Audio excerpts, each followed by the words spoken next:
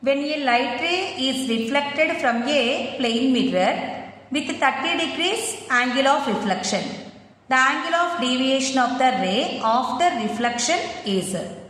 In this question, we know the angle of reflection, that is 30 degrees. We have to find out the angle of deviation.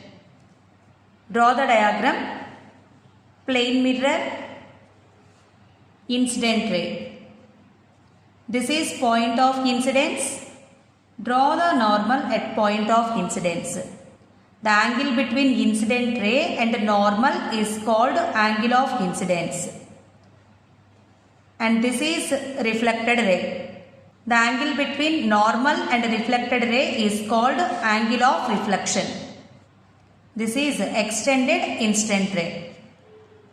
And this is reflected ray. The angle between extended incident ray and reflected ray is called angle of deviation. This is angle of deviation.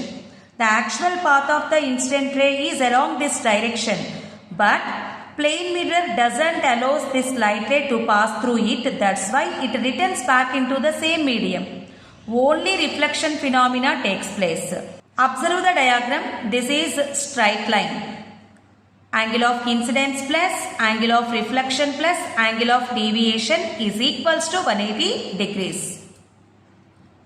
By using laws of reflection, we know angle of incidence is equals to angle of reflection. So from this, angle of deviation is equals to 180 minus 2i. Angle of incidence. Here we know angle of reflection is 30 degrees. So angle of incidence also equals to 30 degrees. Remember this formula. Angle of deviation is equals to 180 minus 2 into angle of incidence. 180 minus 2 into 30 degrees. 180 minus 60 degrees, that is equals to 120 degrees.